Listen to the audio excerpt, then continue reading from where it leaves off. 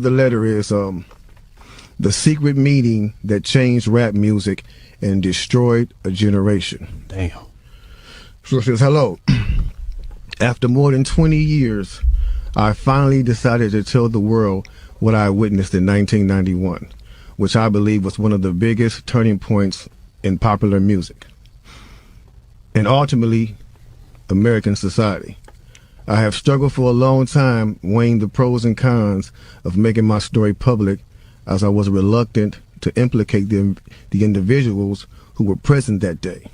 So I've simply decided to leave out the names and all the details that may risk my personal well-being and that of those who were, like me, dragged into something they weren't ready for. Damn. Hold on, let me So we gonna tell the story. We gonna tell the story. We ain't scared. You know what I'm saying? What they gonna do? They after us, not just playing. Look, that black van. So look, so he says, between the late 80s and early 90s, I was what you may call a decision maker with one of the more established companies in the music industry. I came to Europe in the early 80s and quickly established myself in the business. The industry was different back then, since technology and media weren't accessible to people like that, like they are today. The industry had more control over the public and had the means to influence them any way it wanted. Right. This may explain why in early 1991, I was invited to attend a closed-door meeting with a small group of business insiders to discuss rap music's new direction. Rap music's new direction. Yeah. Little did I know we would be asked to participate in one of the most unethical and destructive business practices ever seen. Crazy. So this was the meeting. The meeting was held at a private residence on the outskirts of Los Angeles. I remember about 25 to 30 people were being there. Right. Most of them familiar faces.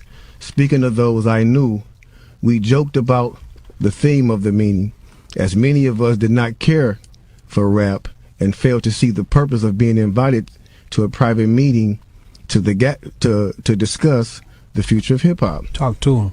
Among the attendees was a small group of unfamiliar faces who stayed to themselves and made no attempt to socialize beyond their circle.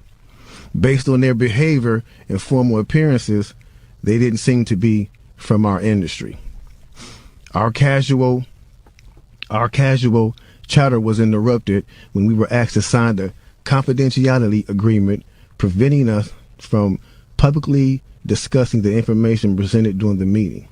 Needless to say, this intrigued, in some cases, disturbed many of us. The agreement was only a page long, but very clear on matters and consequences, which stated that violating the terms would result in job termination immediately. We asked several people what this meeting was about and the reason for such secrecy, but could not find anyone who had the answers for us. A few people refused to sign and walked out. Nobody stopped them. I was tempted to follow, but curiosity got the best of me. That's right. A man who was part of the unfamiliar group collected all the agreements from us. So now it's going to get to the good part because the meeting about to start. Talk to him, G. It says, quickly after the meeting began, hold on one second. Get your popcorn, y'all. Popcorn, get your pistols. No, for real though. Quickly after this meeting began, one of the industry colleagues, who shall remain nameless like everybody else, thanked us for attending. He then gave the floor to a man who only introduced himself by first name and gave no other details about his personal background. I think he was the owner of the residence, but that was never confirmed. He briefly praised all of us for the success we had achieved in our industries and congratulated us for being selected as part of this small group of decision makers. At this point, I began to feel slightly uncomfortable and the strangeness of this gathering. The subject quickly changed as the speaker went on to tell us that the respective companies we represented had invested in a very profitable industry, which could become even more rewarding with our active involvement. Damn. He explained that the companies we worked for had invested millions into the building of privately owned prisons, and that our positions of influence in the music industry would actually impact the profitability of these investments. Then he says, I remember many of us in the group immediately looking at each other in awe and confusion. At the same time, I didn't know what a private prison was, but I wasn't the only one. Sure enough, someone asked what these prisons were and what any of this had to do with music. We were told that these prisons were built by privately owned companies who receive funding from the government based on the number of inmates. Mm-hmm. The more inmates, the more the government would pay these prisons. Mm-hmm. It was also made clear to us that since these prisons are privately owned, as they become publicly traded, we'd be able to buy shares. Most of us were taken back by this. Again, a couple of people asked what this had to do with us. At this point, my industry colleague who had first opened the meeting took the floor again and answered our questions. He told us that since our employees had become silent investors in this prison business, it was now in their interest to make sure that these prisons remain filled.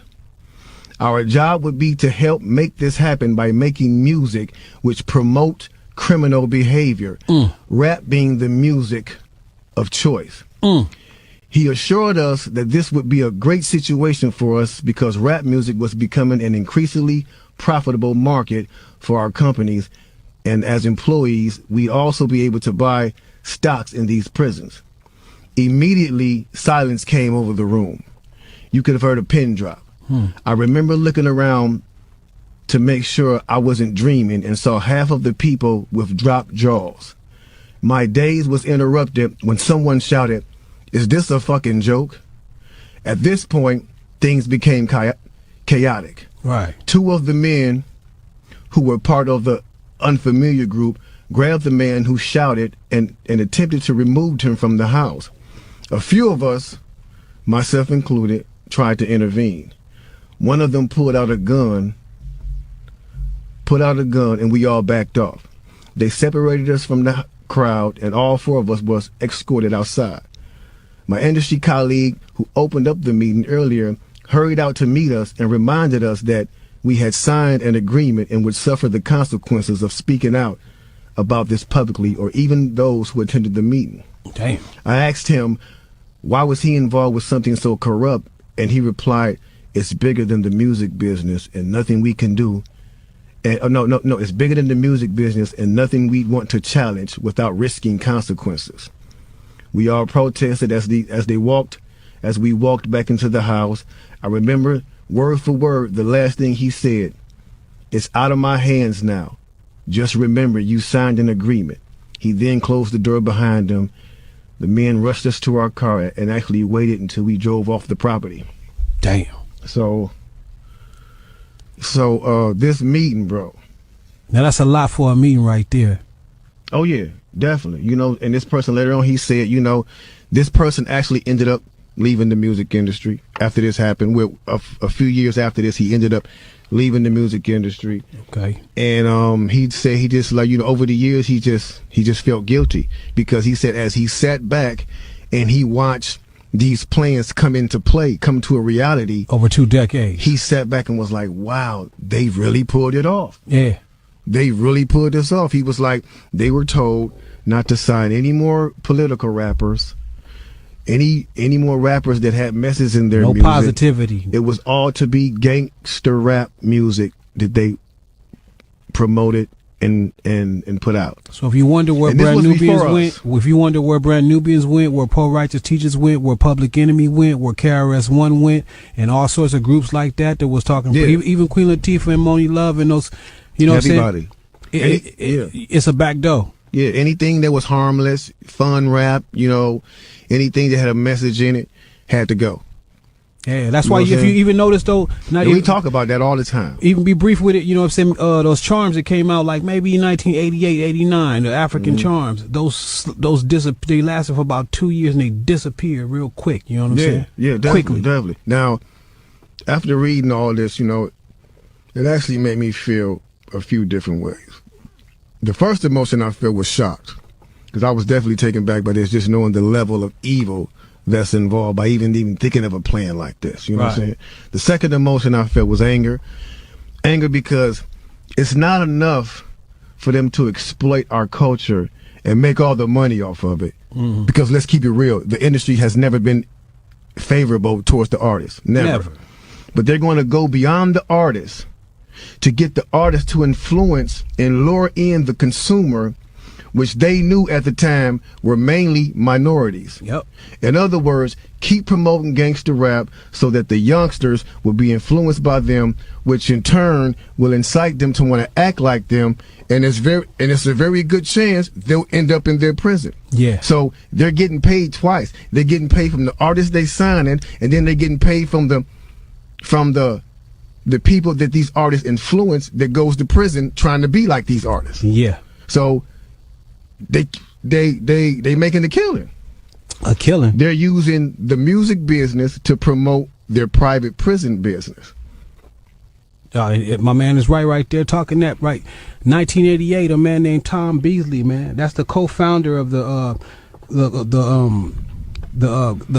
corrections for Corporation of America. That's the CCA. You know what I'm saying? Excuse my French. I'm reading this thing right there real quick. It's the CCA. So in 1988, he founded that, and this is in straight concert with the same thing. So it's like the music business. You do what you do on your side, and over here with the correction facilities, we're gonna do on this side. Because in 1970 there was 500 prisons. You know what I'm saying? Only 500 prisons in the United States. To this day, there's 1,700 prisons right now. That means big business. I'm talking about that done flippled over. You know what I'm saying? If flippled over is a word, because they're making a lot of money off of these things per inmate. You know what I'm saying? So getting with the same thing of the music, it all went hand in hand, and we just partying at the same time. So us as the artists is the tool they use. Yeah. The music is the bait. Yep. And the young consumers are the prey. It's a cold game. Cold game, bro. Cold game. Then I feel sad. Sad because everything we seem to try to create, we always seem to give it away. We're always being tricked and deceived into believing that they have our best interests at hand, when clearly they never have, and they never will. They never will have our best interests at hand. It's blow after blow after blow after blow.